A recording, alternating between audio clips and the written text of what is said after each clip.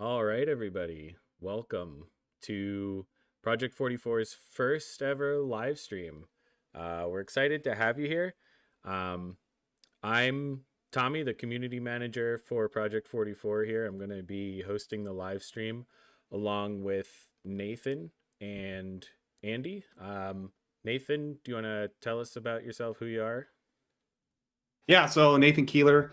I'm the executive director of the Canadian Research and Mapping Association, which is our not for profit that runs Project 44. I've been running it for about 8 years now. Uh, and yeah, I used to be in the Canadian Forces. I was in the Army for about 13 years, Royal Canadian Dragoon, and 2 Combat Engineer Regiment as a geomatics technician. And now I spend my days mapping out military history. All right, awesome. And Andy. Hey, my name's Andy, and I'm lead developer for Frame 44 and Project 44. I'm basically taking care of all the technical issues and tasks that we have. All right, awesome. We've got some excited stuff we're going to dig into today. We're going to show you a lot of what we've been working on and what you're going to be able to get your hands on soon. But before we do that, Nathan, would you like to introduce today's stream sponsor? Yeah, 100%. Thanks, Tommy. Very happy today to talk about our stream sponsor. Today's Project 44 live stream is sponsored by Liberation Tours. Liberation Tours is a Canadian company that specializes in guided battlefield tours across Europe, including Italy and Northwest Europe, in France, Belgium, and the Netherlands. Their focus is on helping people explore the places where their family members served and on presenting the history in a thoughtful and respectful way. We appreciate their support of historical research and digital mapping, and we are glad to have them supporting today's live stream. You can find out more about Liberation Tours at liberationtours.ca. All right, awesome. And I believe a link to their website is in the description as well. Is that correct? Yeah, should be in the description. All right, awesome. So please check that out. Awesome that they're sponsoring our stream. And without further ado, I think we're ready to get into it. Is that right? Yeah, send it. All right. So here we have the brand new Project 44. This is on our beta website right now. And this is what Project 44 is going to look like very shortly. So those of you who have used the current website, you'll notice a lot of differences. So Nathan, why don't you tell us about some of the differences we're looking at here? I mean, there's so many differences. We're changing how it visually looks to make it stand out, easier to understand, especially for those who are not, big history nerds like me, who don't understand maybe all the different complex symbology. We're trying to make it a lot easier to understand, and understand the different sides of the battle. We're also trying to make the website more responsive, faster, easier to use, and also grow. Our old Project 44 website, which is amazing, it was a great resource, but it's really not able to grow with us the way we want to grow, because we really want to expand Project 44, not just to focus on the Canadian Army in the Second World War, but to focus on any aspect of the Second World War. Yeah. So you talked a little bit about the responsiveness. I'm gonna flip through some dates here as we watch the map update, and we can just see how quick everything updates. You can see the front lines updating immediately, the icons. It's so much more responsive than the old website. And for those who might not know what Project 44 is, this might be kind of an awesome shock to you, seeing that every unit is mapped day by day here, and we're only looking at Normandy right now. But as we look through this, why don't we talk a little bit more about these icons? Obviously, they're very different from what's on the current Project 44 website. So, Nathan, what are some advantages of these new icons, and what exactly are they telling us here? Yeah, so the icons we had to kind of change it up a bit. The old way we were using icons, we actually presented them as fonts. They were actually text fonts on the web map. Um, these are now PNG fonts, so they're a lot easier for us to load, to change. Andy's done a great job in essentially automating it to make new icons for different nations or different types. So it saves us a lot of work. They're a little visually easier to look at and tell right away for a user who is not huge into military history. And because they're PNGs, they load super fast, which is very important for anybody who's on maybe an older computer, right? Web is notorious for being unoptimized, so we have to make sure that Project 44 is as optimized as possible. Yeah, and I mean, Tommy, you made the icons. Why don't you tell us a little bit about some of the things on there that we added? Yeah. So when you look at these icons, you can see in obviously the style has changed. Like the infantry here have helmets instead of being a little representation of an actual figure. And we have directionality, so all the allied units will face toward the right, and the Axis units will face to the left to help distinguish things at a glance. We have different background colors to easily identify what nation things belong to. We also have a nation flag up above to further help, especially people who might have issue with color blindness. We have the text labels beneath it. And up in the top right of each icon, we have a little colored pip, blue for allies, red for Axis, which is especially useful for things like the Italians who, I mean, some Italian units were Axis at one point in the war, Allied at another. There are certain parts of the war where there's Italians fighting for the Allies and the Axis, just different units.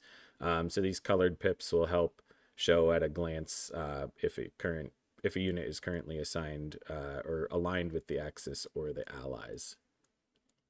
Yeah, I think you did a Uh, great job, Tommy. Thanks. um, yeah, I love these icons.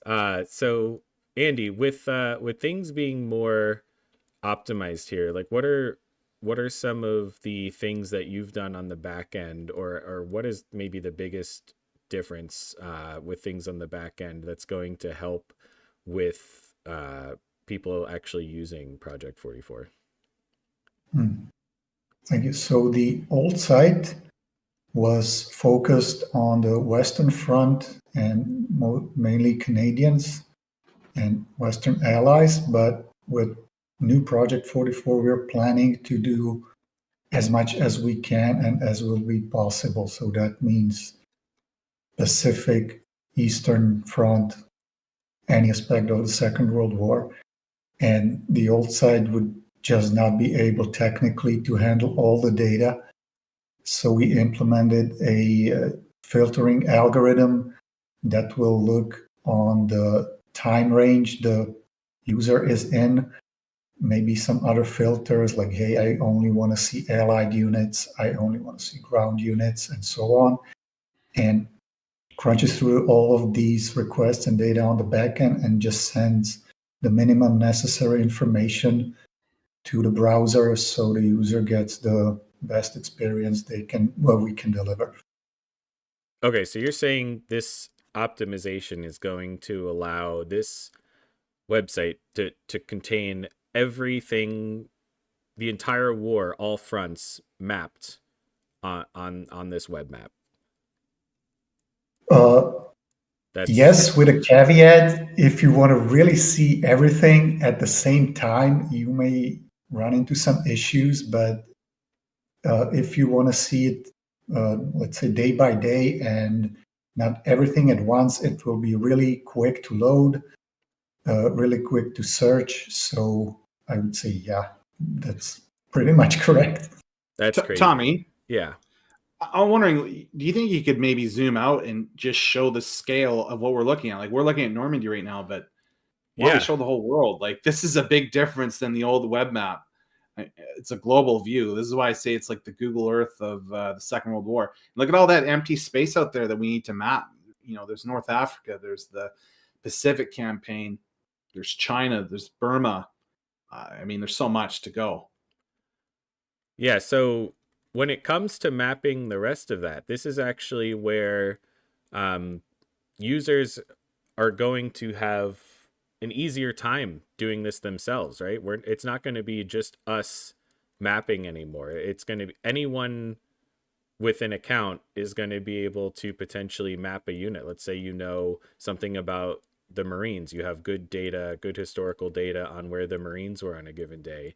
Um, a user with an account with us is going to be able to map, for example, the first Marine Division day by day. Is that right? Yeah, I mean that's what we want to work towards. So there are still some hurdles to go through when it comes to workflow, to making sure it makes sense and that it's easy for a user to do. But if there's an expert out there who knows Guadalcanal, they've lived, breathed the Guadalcanal campaign. They know, uh, where to find the resources, the war diaries, the action reports.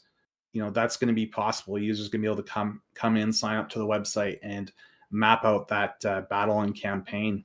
Um, and it's just gonna be a great way, right? Like when we started Project 44 years ago, it was just a couple of people mapping out all of these units, and we had to have special software, and we had to upload it, and we had to do all sorts of things to bring it into the website. So one of the big changes we're doing is we're going to allow those things to happen straight onto the web map, right? And then instead of it just being a couple people are able to map, well, we can start sort of crowdsourcing those experts that are out there to help us build this map.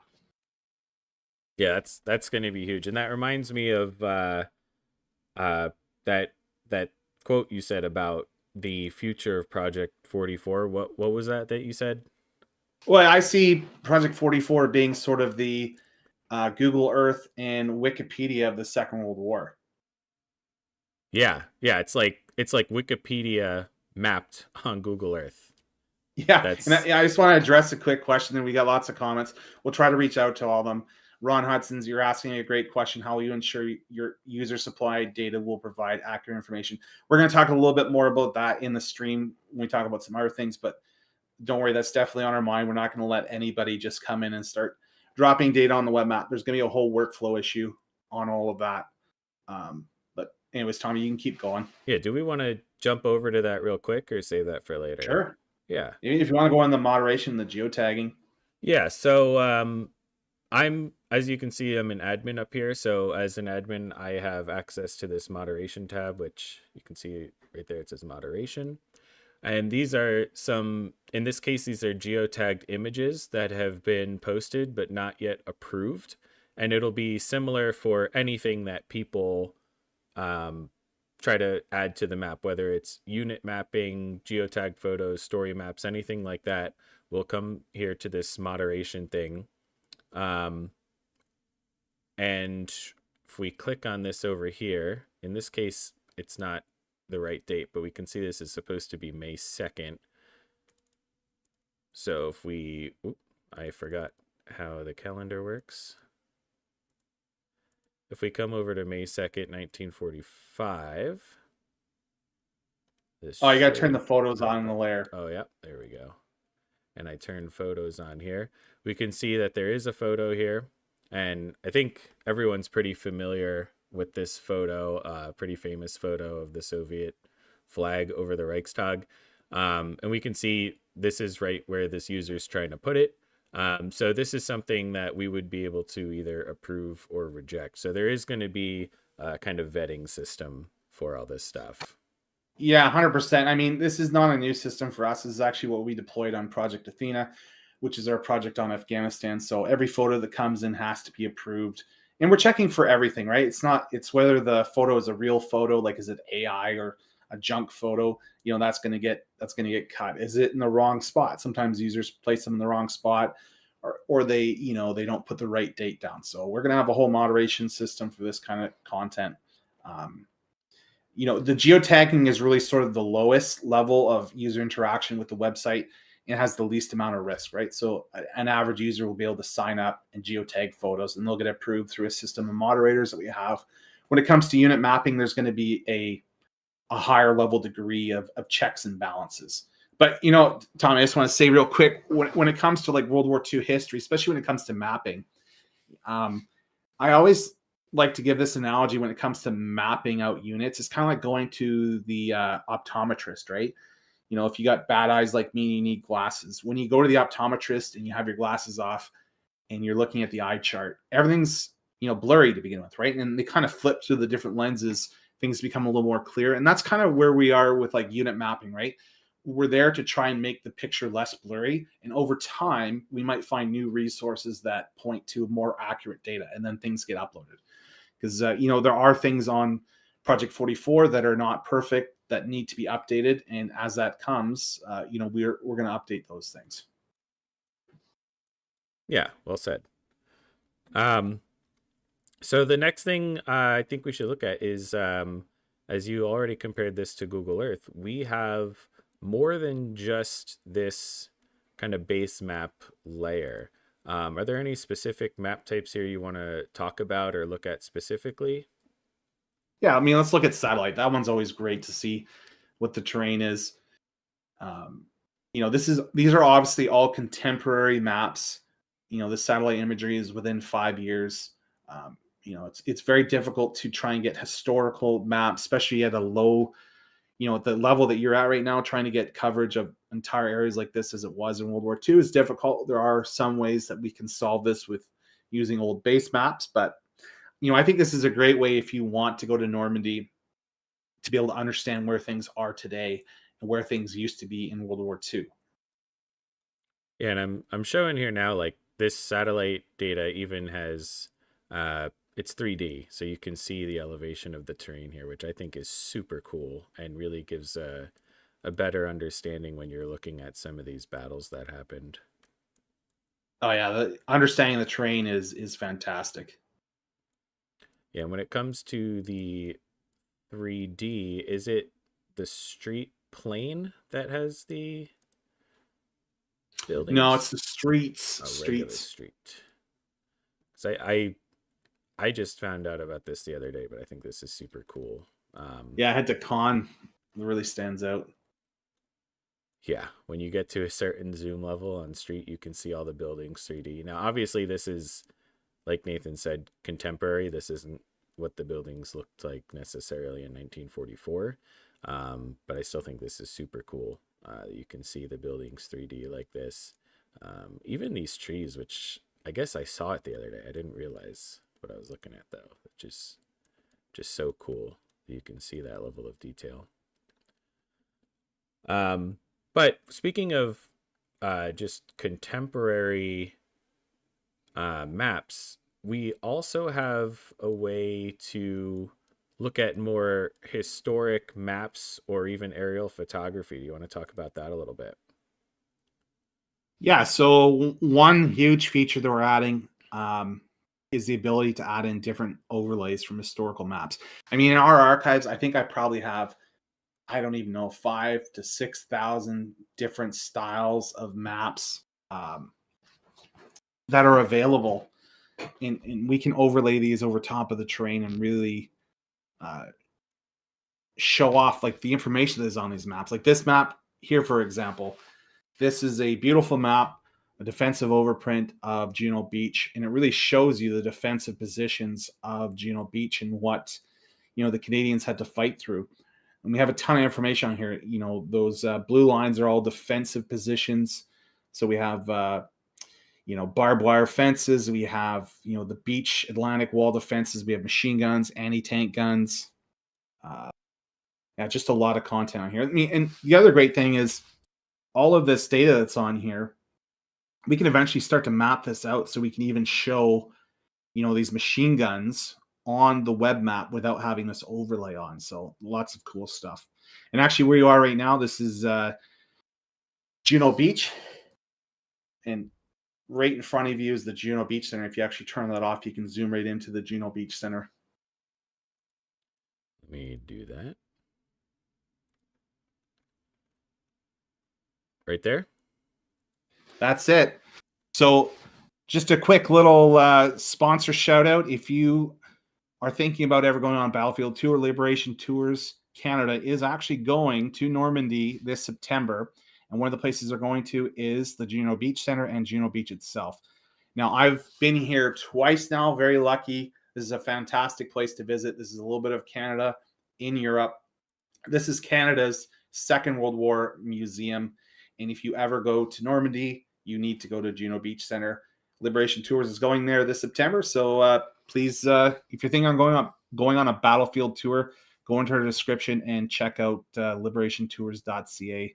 The link is in the description. All right, And awesome. Andy, you and I, we were actually out here. When did we go? 2024, we were in Normandy, weren't we? Yeah, on the 80th anniversary of the landings. Yeah, we had a great time. So much history just in this one small area. Authie, Buron, Bretteville. Actually, one of my favorite photos is just in Bretteville with the Panther. If you go on, I think June 8th, and you go south, Tommy. No, further south. It's right there along the You know what? Let's use a quick search functionality so we don't have to. Oh, there we go. That's a great idea. So, yeah, why don't you talk about the quick search a little, Andy? Yeah, so it's obviously very important for people to find things on the site. And we implemented a sort of a lightweight of our search that should be accessible to anybody. So Tommy is showing right now, we can pick what we want to search at pictures, documents, units, and just start typing, and you get your results and you can explore the site this way. Yeah, so here we can see, I just searched Panther. These are all the images we currently have of Panthers. And then if you click on it, it has a little bit of info. It'll tell you the date, for example, and then you could also show on map. Now this one in particular, this is August 21st. So I'd have to change my date here to August 21st to be able to see it. And there it is. But let's go to the one Nathan wanted us to look at, this destroyed Panther one here. I can show on map. And now I'm going to go back to June 8th, which you just saw me use the slider. You can also click here on the date there to go use the calendar view to get to a certain date. And yeah, destroyed Panther shows up right here. Actually, it looks like there's maybe two pictures here.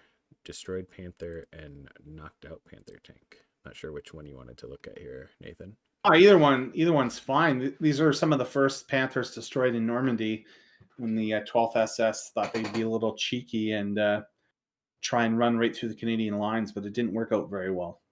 But, you know, I think we were talking yesterday, Tommy. We talked about how pictures are worth 1,000 words, but, you know, a geotagged image, I think it's worth like 5,000 words because you don't just get the image, you get the text, you get when, where it was happening, the units that were around it.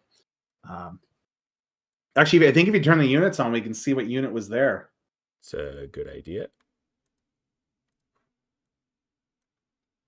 So with units on, we can see the Regina Rifles.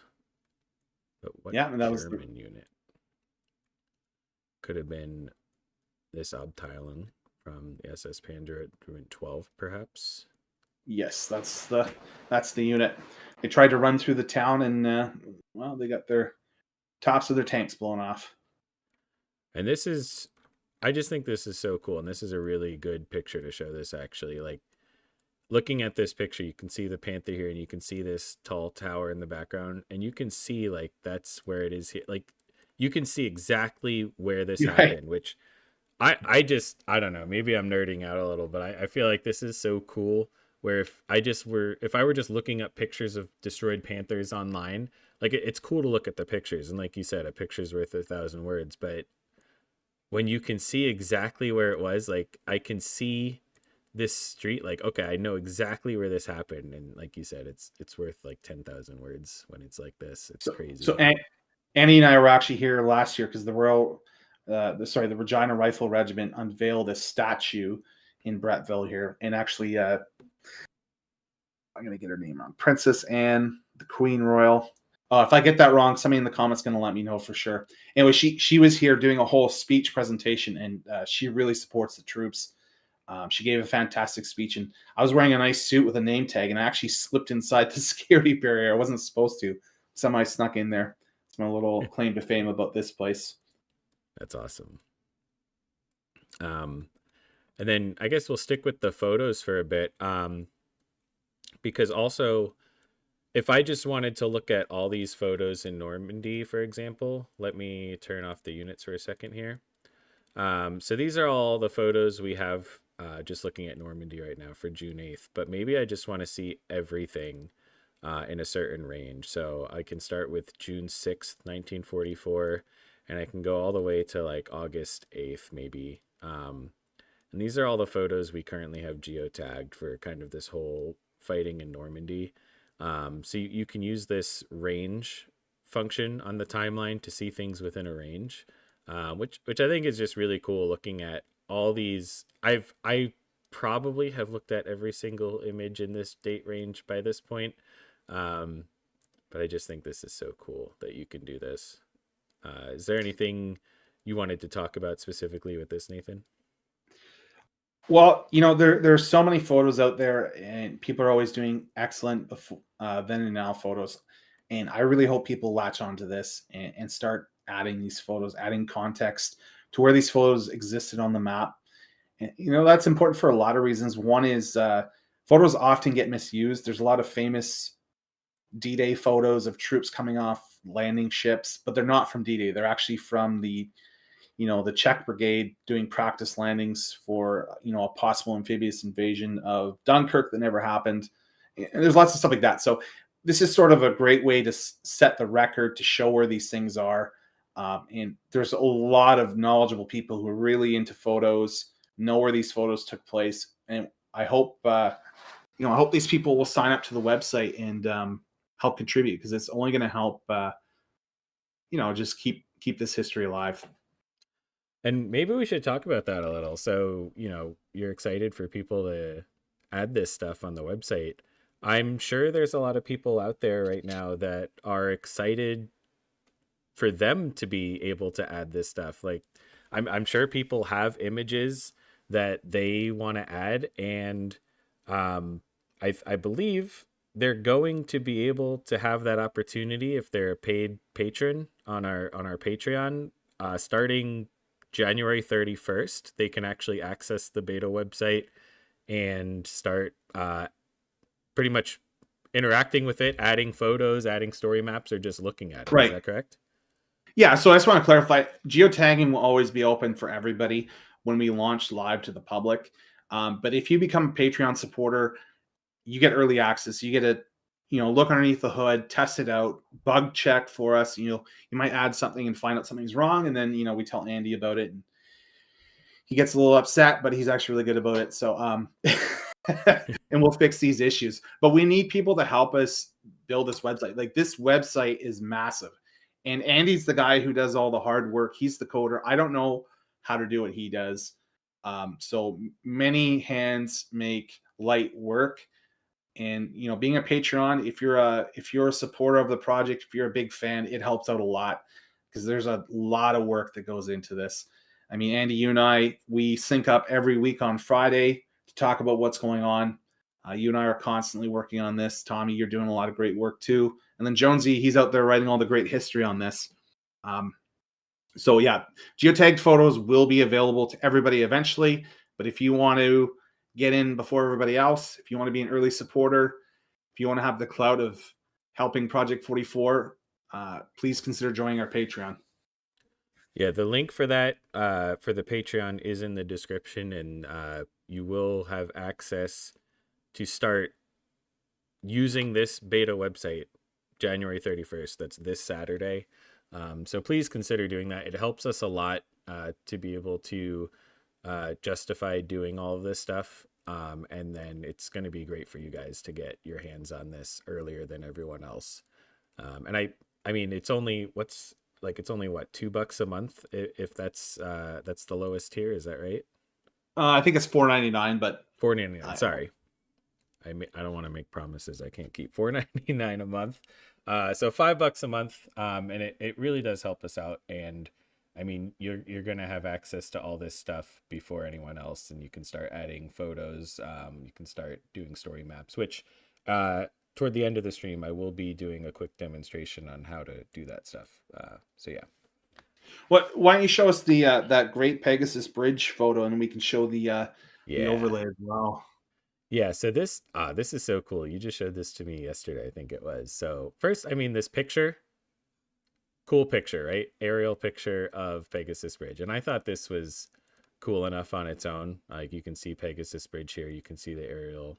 But it got even better for me when you showed me that you could do this. Let's see where this is. I think it's one of the top ones. It's 7th from the bottom. Oh, there it is. Thank you. Yeah, this is so cool. And I can't wait until we have more of these aerial photographs and stuff mapped here. But yeah, I guess I'll let you walk us through this photo. What are we looking at here? This is an aerial recon photo done. I can't remember if it's the 6th or 7th. But I mean, there's so much data in here. First off, we see all the gliders that landed up Pegasus Bridge with Operation Dead Stick. A very storied, great story about airborne operations. And then we see all the air landing brigade gliders up in the Northeast. I mean, what a fantastic mission. And be able to see where these gliders actually landed, where they are. It's just super cool to explore this stuff. And, if you zoom in, I think there's even shell craters, mortars. You can see where these, I mean, look at that. That's insane detail.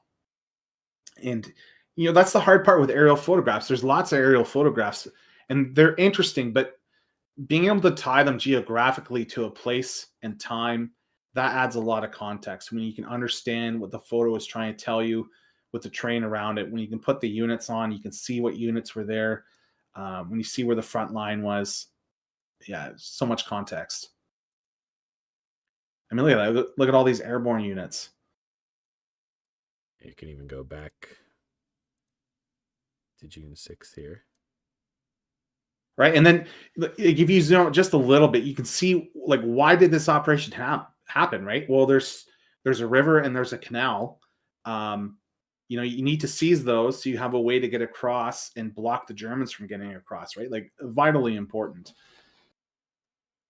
And, it's just visually pleasing. It helps you understand so much more. And I think for an older generation, a lot of people grew up on this, maybe they already know all this, but how do we get this to a younger generation? I think this is a great way to get younger generations engaged when they can see and understand where these battles took place. And then if you look around, you have these thriving villages now. The sacrifice that so many soldiers made. Well, France is a free country now. Yeah, it's actually a good point about the villages. Like here you can see there's barely anything, like maybe a few houses here and here. Now it's just a whole like neighborhood, it looks like.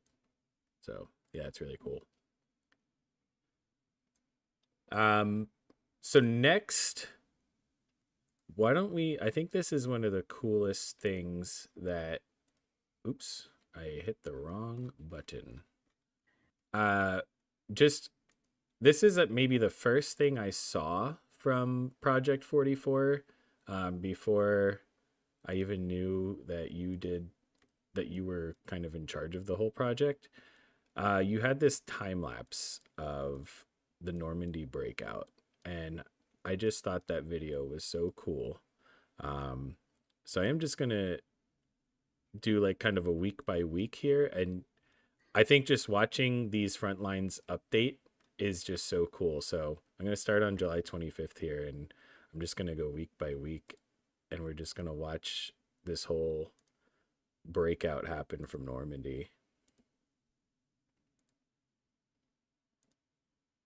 Oh, and you know what? I forgot to turn on the front lines. I thought so. I just didn't want to say anything. Yeah.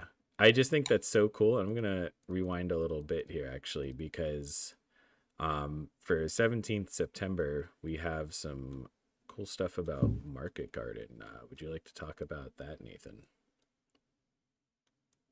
Well, I just love the visualization of Market Garden. You can really see why. I know there's lots of people who think Market Garden was good, and a lot of people think it was a terrible idea. I'm not going to weigh in on that, but when you watch how fast the breakout happened from Normandy, moving across northern France into Belgium, you can start to understand and appreciate why Montgomery thought, maybe we could do Market Garden. Uh, you get a great visualization of that. So, one of the things we were talking about yesterday, Tommy, is we've mapped out some of the British units for the airborne, but we haven't mapped out the 101st and the 82nd. So I think we definitely want to get to that point eventually. We want to add more fidelity for the 82nd and the 101st operations. Yeah, and that's something that everyone who uses the website is going to be able to help with, which is awesome. And we have another cool historical map here. Right. So this will show. This is a report that was done after Operation Market Garden. This is kind of where things were supposed to go. This was the scenario if things worked out well. Obviously, they didn't work out well, but it's cool to see how the operation was supposed to play out. The breakout from Arnhem if they had captured the bridge, and then going north. So there's a really cool case study done. It has a whole artillery trace and timeline for the market part of the battle. But it's just cool, and it's just a beautiful map. To be honest, I have it hanging in my wall. We'll do a quick shout out if you like this map. It is for sale on store.project44.ca. Tommy, I think you have this map too, don't you? I do have this map. I thought this map was awesome, and I was working on that Market Garden campaign in Squad 44, and I just thought this map was so cool. I do have this map. It's awesome. Yeah, I love these old cartographic maps. Great visual style. Yeah. So yeah, I think maybe we should head to Italy and show off story maps. Because story maps are something that existed with the old website, but not, in my opinion, it's a completely different thing. That you can do this right in the web map now. Right. So we have a really awesome story map made by Jonesy. Do you want to talk a little bit about that, Nathan, while I get it up here? Yeah, I think you got to turn on the layers panel. Well, okay, so story maps is not new. We've had story maps before, right? And we have quite a few story maps. But the big problem with the story maps in the past, we had to code manually. So I had to go in a text editor or a code editor, and I had to manually type out all the code.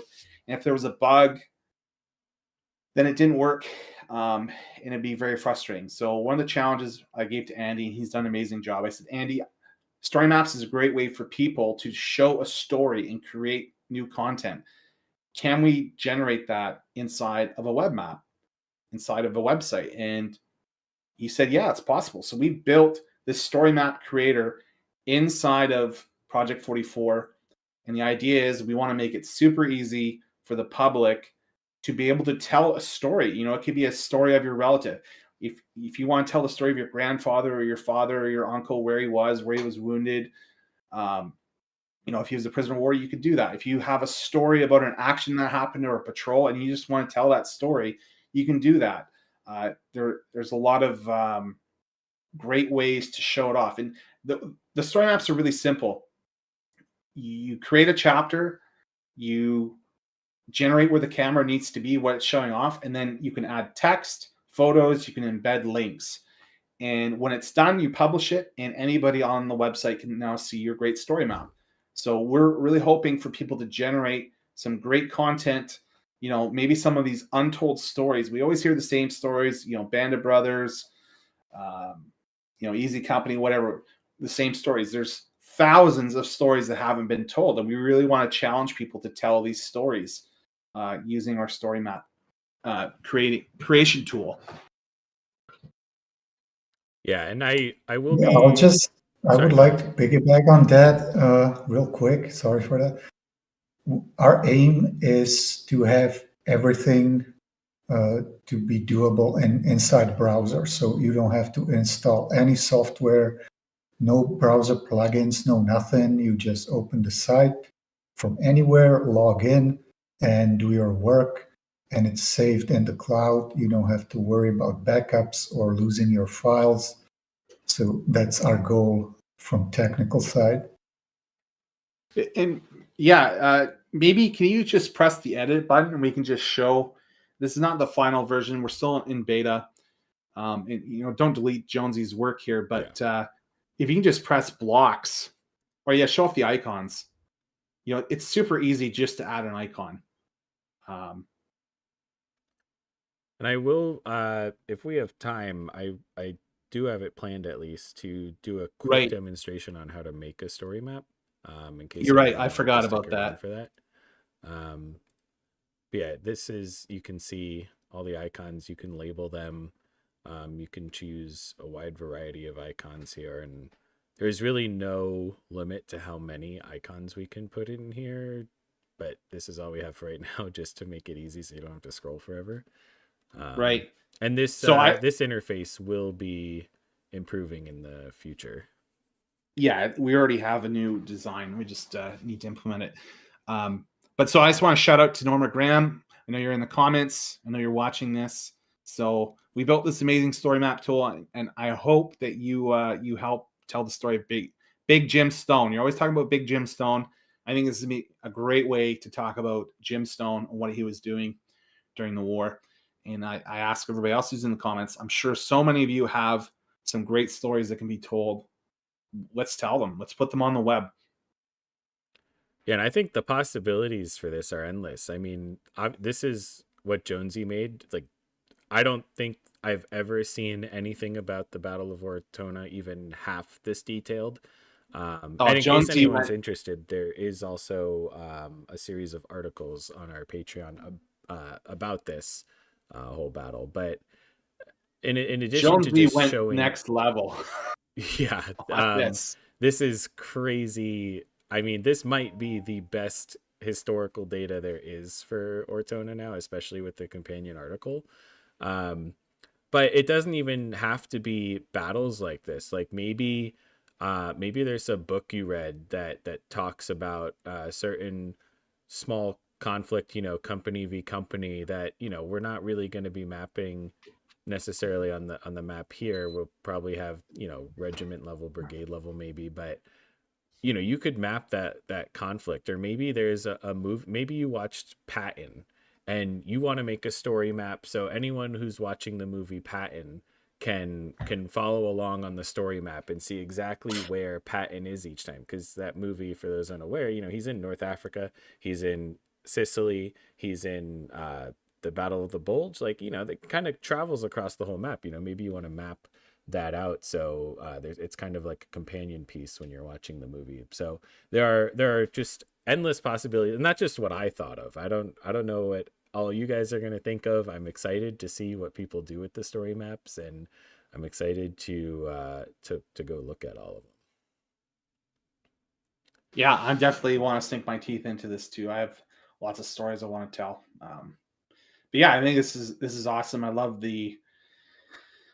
I started story mapping this out, and then Jonesy just deleted all my work and then did it like 10 times better. So he really went like into the weeds on this, and it's so cool. I think we're going to generate some great video content out of this as well, which is going to be cool to show the Battle of Ortona.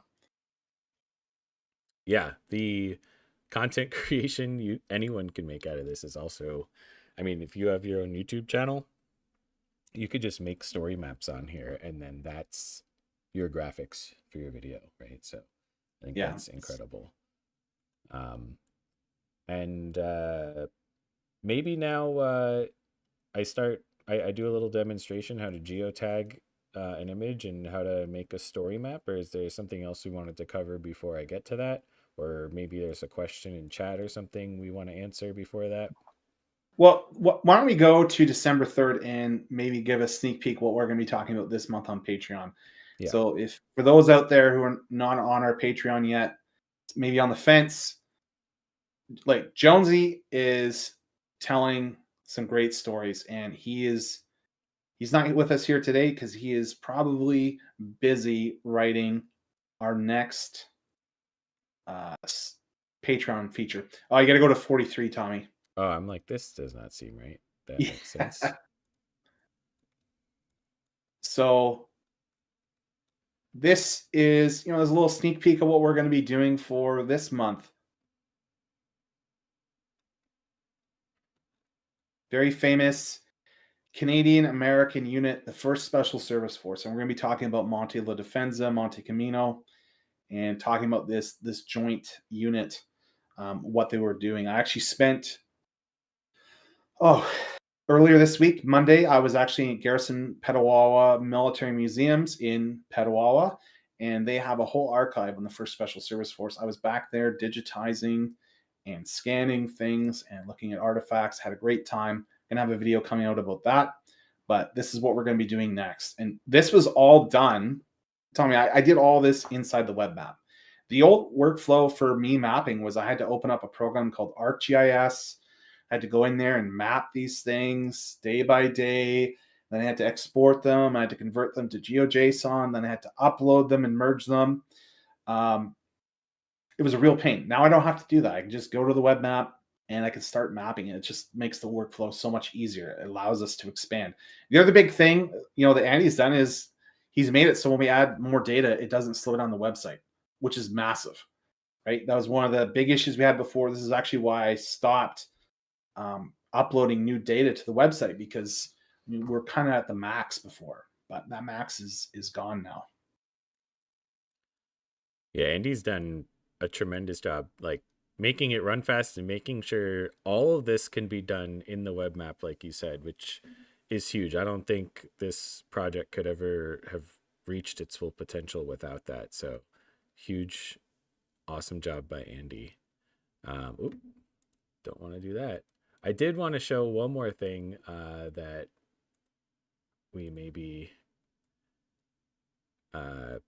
didn't talk about yet. And we actually have, well, what are we looking at here, Nathan?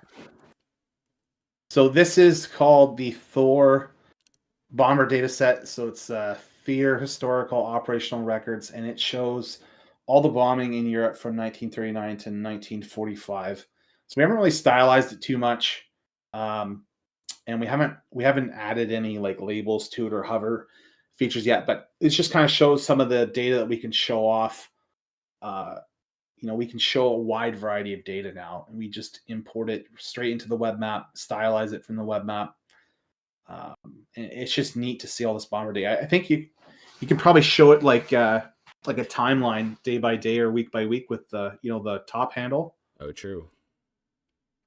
Yeah, I can just pick a kind of a week-long segment here.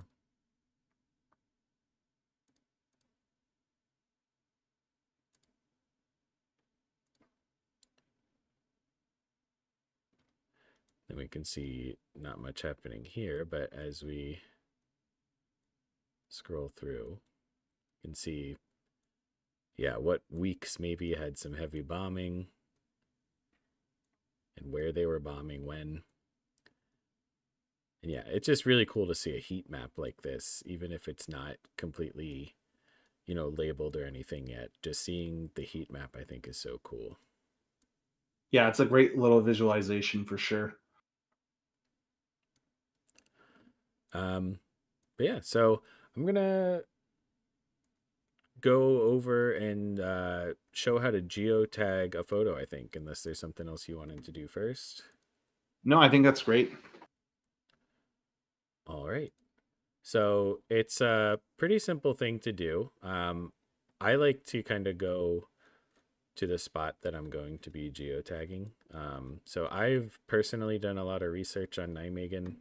So I have a photo I'd like to geotag here. So that's what I'm going to do. And anytime you want to add anything, you just go down over here to the add button.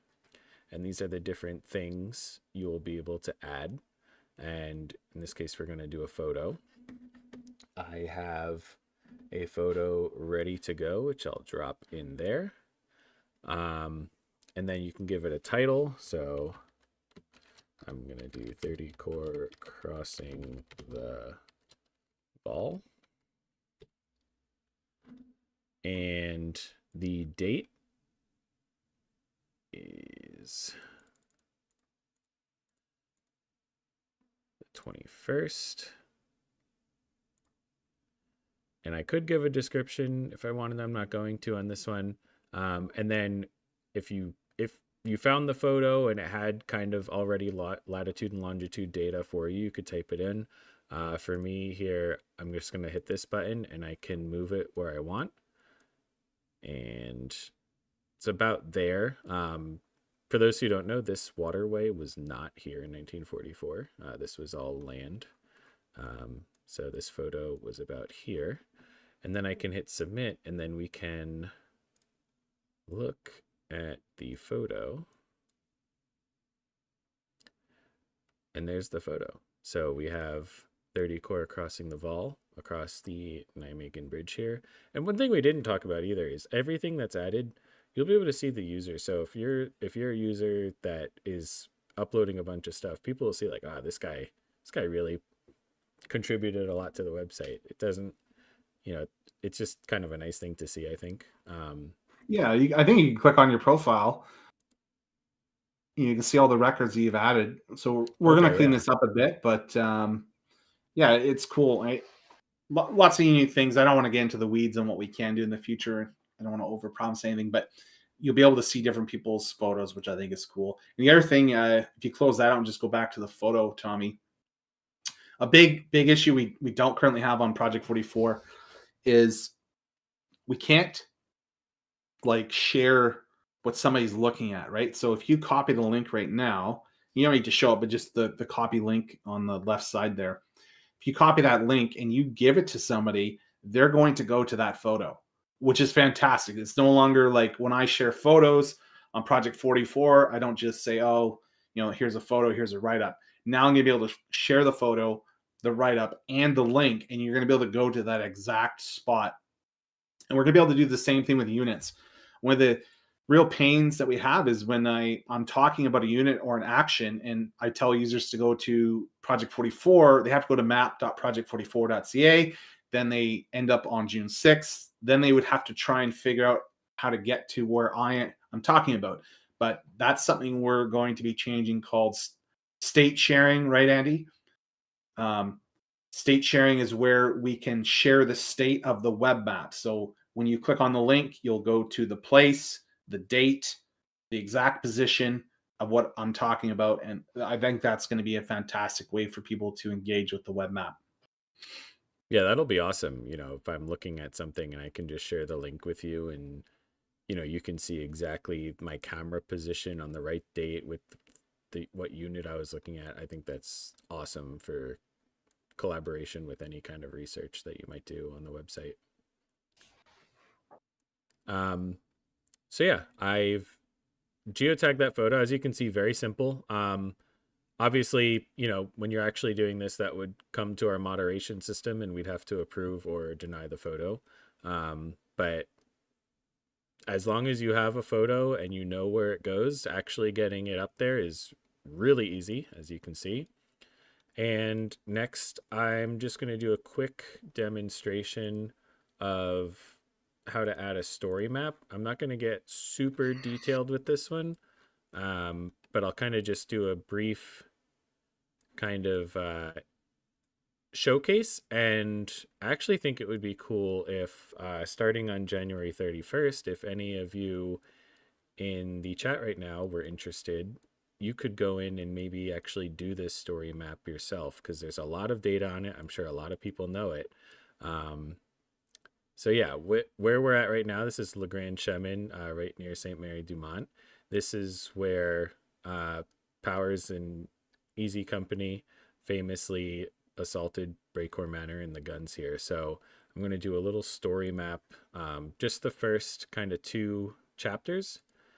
and I won't be saving it. I think, like I said, it would be really cool if one of you guys did that. Let me just throw an image in there. I believe the image doesn't actually display yet anywhere, but that is coming in the future. Is that right, Andy? Andy, say it. Say it. I think it shows up when you hover over it, but I'm not sure right now. But honestly, Okay. I think you can save it and just show what you are able to do in the short amount of time you have right now. And we can remove it afterwards, because I think it would be nice to see what the editor looks like and what the end result actually is when you save what you do.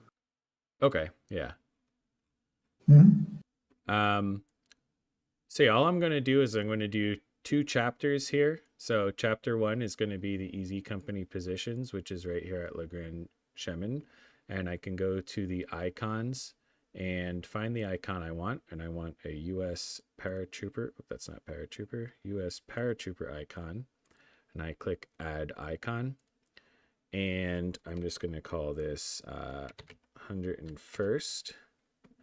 And as you can see, the icon and text is not exactly how we want it. And for right now, it has to be edited in this JSON script. But Andy, that's something you and Tomas are working on making that more user-friendly, right? Yeah, absolutely. This is a early stage for us to be able to bring the story maps as soon as possible. So it has a few rough edges, but in the future, we're really aiming to get as much feedback as possible and iron out the pain points so user can get to story mapping very easily and not have to jump through hoops like editing text, pieces of text and code. Yeah, which will be huge. I mean, now that I've done this a couple times, editing the text isn't that bad, but it certainly is not the finished product we want. So Yeah, and I would just add, Tommy, like the coding that you're doing right now, just to change those things, in a fully polished product, those are just buttons and toggles. Like that's how right. web design works, right? So if you guys are looking at this, don't be too scared that that's what you're going to see. We'll have buttons and toggles and stuff. It'll be optimized for you. Absolutely. I'm going to shrink that down just a bit, I think. It doesn't matter. I don't want to get too crazy with it. So 101st HQ, I think specifically it was the 505th HQ there. I don't think the whole division had their HQ there. I don't quite remember, but that'll be something you can research if you're the one actually adding this story map. And I just want to show their positions at the start, and I can capture camera position. There we go. And now I can add a chapter. I can duplicate a chapter. Now, duplicating a chapter is nice because it will keep this icon and this label, which makes showing movement a lot easier. So that's what I'm going to do here. And then I will show the gun positions. And again, I can add some icons. And I'm just going off memory here, so this might not be exactly where the guns were, but you'll get the idea. So I can add that, hit the check mark, add another one. And it's really as simple as this to make your story map. And I want to, yeah. So there is going to also be, Andy, geometric objects where you can draw lines. Is that correct? Not only lines, but any kind of shapes you can imagine. So arrows, front lines, polygons, circles. You can give them colors, different sizes to really express what's going on the map. Right now, it's in beta testing stage. Let's not show that quite yet because it's a little clunky, but it's coming very soon, and you'll be able to basically draw on the map whatever Gotcha. it's necessary. Yeah. Okay, makes sense. And then I'm just going to capture this camera position. There's also, you can change the duration, which again, this will look a little different when it's fully done. Oh, and then I do have to pick a location for the actual story map to go so people will be able to see. Probably right there makes sense. And let's say this is all I wanted to do. I can also come back and edit this later, but here I will hit submit. And now I can open up this story map and it shows me this first chapter, and I scroll down, it changes the camera position, and I can see the second chapter as well. And that's, I mean, that's story maps. It's as easy as that. All like the hardest part is the research, knowing where all this stuff goes, but as far as actually doing it on the website, it's super simple, and it's only going to get even easier once some of this UI is cleaned up. And as you can see here, I can go right back in and edit whatever I need to edit. I can edit chapter 1 here if I want. Let's say I realize I put this in the wrong spot. I can go ahead and edit this icon and say, actually, it should be over here. I Tommy, could recapture my camera position if I didn't like where it was. I can go here into chapter 2 and edit this. I can add more chapters, and it's really simple, intuitive, and straightforward. And like I said, I'm super excited to see what you guys come up with, and I really hope that once you all have access to this on Saturday, someone comes in here and actually does the whole Breakcore Manor assault. I think that would be super cool to see. And maybe Nathan, what we could do, maybe whoever has the what we think is the coolest or best story map by the end of February, maybe we can showcase them on some kind yeah, of I'd be open to video that. or post or something. Yeah, we might even, maybe throw in a little prize or something. But Tommy, before we cut away from this, do you think you could just show how to add the text and photos real quick? I don't want people to go away thinking they can't add text. So if you just go, to Oh, I block, see what you mean. yeah, Sorry. Yeah, I forgot about. just So add yeah, some dummy text, some ipsum lorem or something.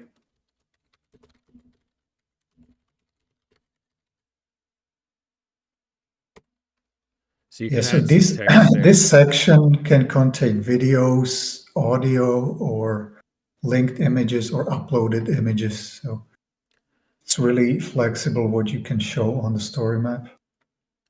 And what this does, if I submit here, when you're going through the story map, now this text that I wrote is here, or like Andy said, images, embedded videos. So you can not only visually show what's on the story map, you can have a whole, essentially an article um, to go along with it that people can read and say, um, you can describe exactly what Easy Company was doing when they attacked here. You can say maybe so and so split off over here while so and so was up in the tree providing covering fire, and you can really get granular with the detail if you want to make it like that with the text. Awesome, thanks, Tommy. Yeah, I'm gonna go ahead and delete this story map because, like I said, this is something I want you guys to try. I want to see some Breakcore Manor story maps and any other story maps. I'm really excited to look through these and see what you guys come up with. And again, January 31st is when you guys will have access to that if you're a paid patron. Like I said, only $5 a month, and you get access to this stuff, which I think is super cool. Is there anything else we wanted to talk about here? One more thing. Can you show an example of the war diary? Yes. Um, So any of the PDF documents. so I still have Panther up there. So we have some documents here.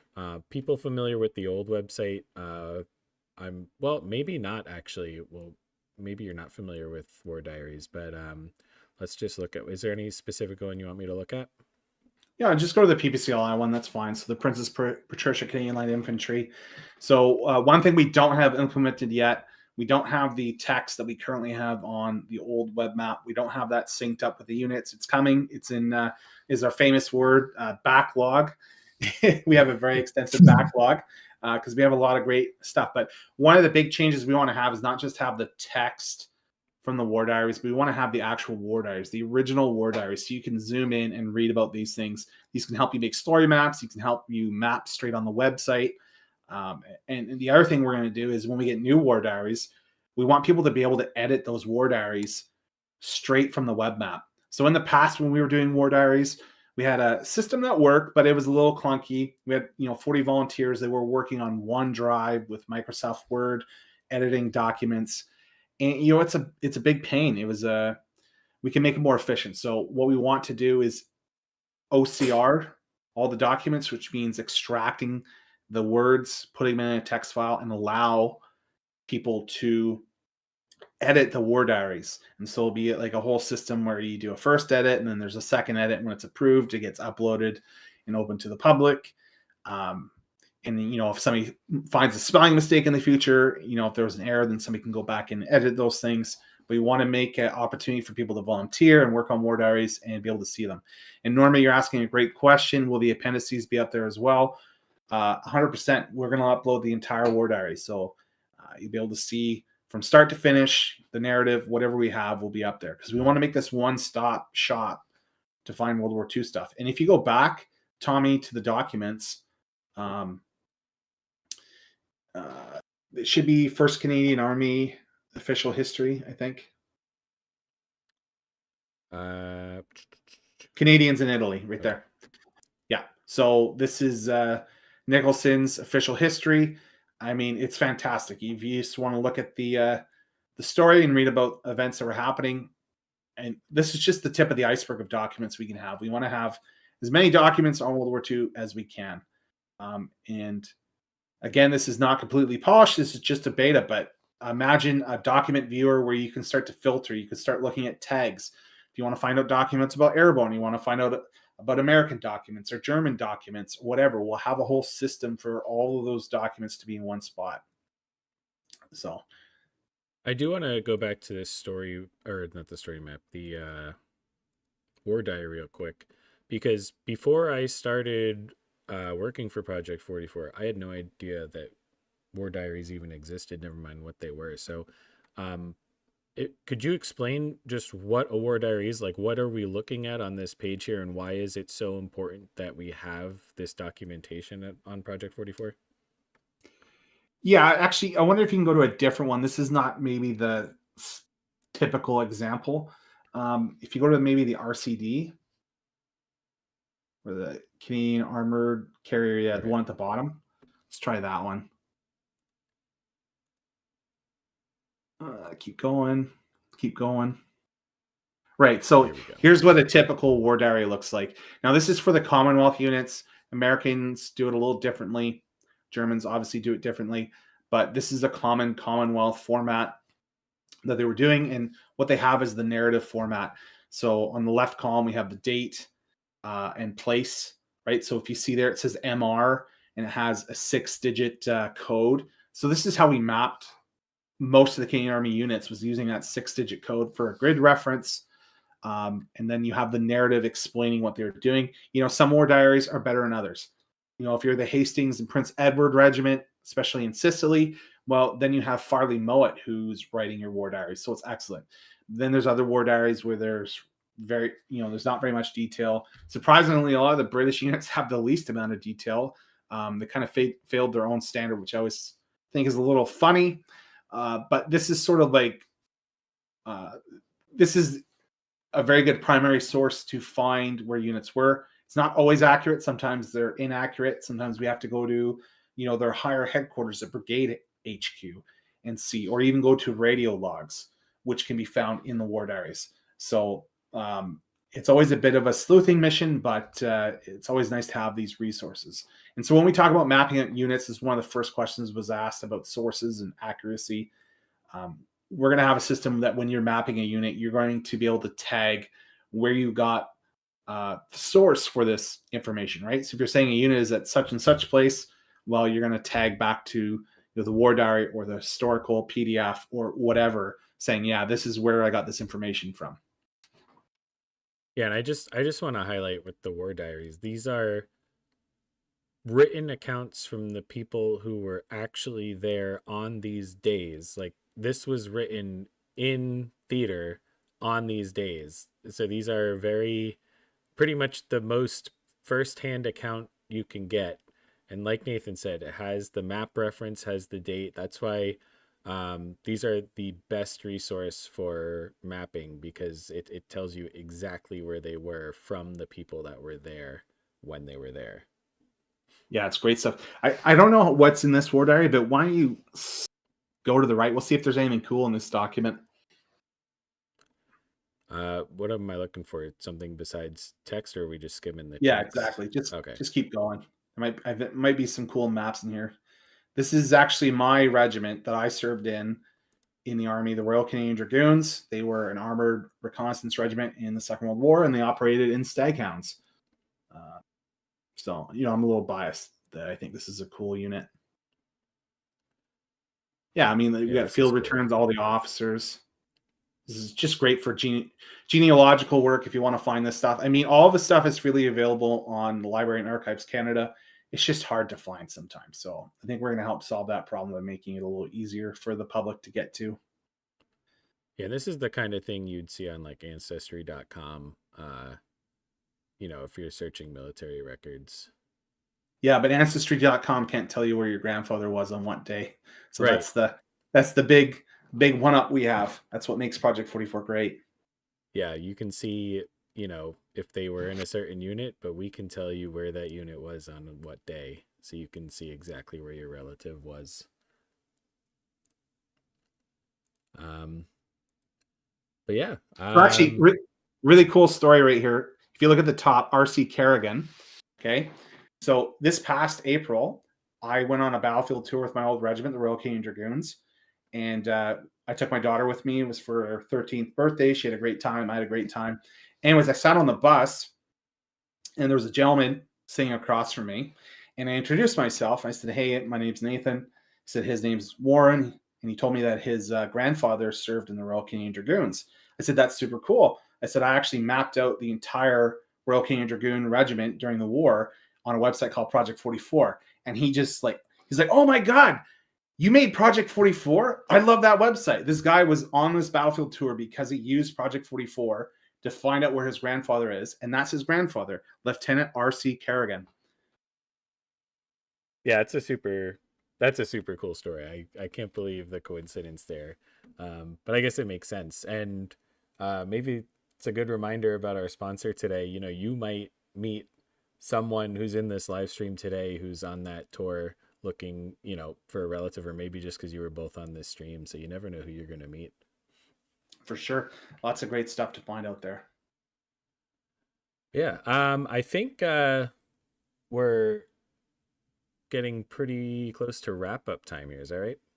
Yeah, I think so. I think we can go through some of the questions, answer them, and then if anybody wants to chat more, you're welcome to come to our Discord channel and talk to us afterwards. I'll be in there for a little while, just talking about the website. But yeah, let me get our faces back up here, and we can answer some questions that people might have. You want me to read them off, Tommy? I cannot, because it will make our faces disappear. Okay, I don't want that. Okay, so from Marine Engineer 333, do you think these live episodes could become a quasi-regular thing quarterly? I mean, it's kind of up to you guys. I'm down. Tommy, what do you think? Yeah, I think this would be great, especially with the response we've gotten with this first one. I think absolutely. Yeah, I think we had a lot more people than we thought we were going to have. So very happy about that. So yeah, I think we'll do this again. Okay, what else do we have? Okay, I actually can look at questions. I figured it out. Oh, okay.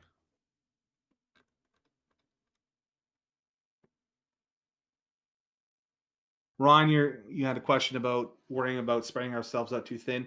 Yeah, for sure. It's always a worry. There's a risk in that, but I think we're going to mitigate that by how we're going to. It's not going to just be us mapping Project 44. We're going to slowly open it up to have these subject matter experts help us out. That's how I want to sort of tackle this. And this is going to be around for a long time. This is, Rome wasn't built in a day. That's the kind of situation we're at. Roger, thanks for joining the stream. Always great to see you. Battle of Atlantic and Battle of St. Lawrence was pivotal in winning the Second World War, 100%. And you know how much I definitely want to map out the Navy contribution. We have a question from Art Osborne. Will heat maps be labeled with missions, dates, squadrons? Will Bomber Command crash sites be mapped? Stalag locations to allow those with stories about POWs to show where they were taken. All of those things are technically possible. What is difficult is all the data that we would have and putting that together in a logical format so people aren't overwhelmed. So I don't know if that's a non-answer. That's stuff that we want to do. Definitely want to do, but we have to make sure that it's manageable so users don't get lost in the weeds. Okay, makes sense. Was that a good answer, Tommy? You let me know. Yeah, I think yeah, that makes total sense. Okay, this is actually a good question. I like this question. I know this. This is from Leo J. DeVoe. Sorry if I pronounced that wrong. I know this will take a lot more time as the site grows, but what about the First World War? Any thoughts on how that might become possible with this platform? Yeah, so the platform we're building, which is called Frame 44, it runs Project 44, it runs Project Athena, it runs Project Recuperation. It can definitely map out the First World War. We built this framework to be expandable in many different directions. We won't have First World War on Project 44 because that's outside of the scope of what we're building, but it's 100% doable. Okay, yeah. Yeah, I think, well, yeah, I guess we'll leave it at that. I don't want to say anything else there. Okay, I think how do you link story maps to the real map? Okay, we covered that. You just scroll up a little bit more.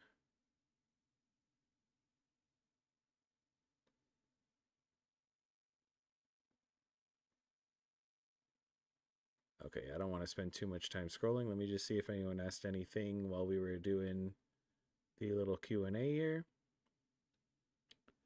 No, I think that might be it for questions. Like Nathan said though, if you do have any other questions that we didn't answer here, if you just want to hang around and chat, we will be in our Discord server, which again is linked in the description, for a little bit. I don't know, maybe 30 minutes or so, or however long you guys want to hang out. Yeah, is there anything else you guys want to say, Nathan or Andy? No, I think we covered it I all. want to say, yeah, thank you to everyone who came. We're very happy for the interest. Yeah. Yeah. All right. Yeah, again, like Andy said, thanks everyone for showing up to our first live stream. I definitely think this is something we will do again. So I appreciate everyone showing up, and head over to our Discord if you want to chat with us a little bit more. But other than that, we're going to end the stream here, and thanks for showing up. Bye-bye. Bye, everybody. Thank you for your time. Later.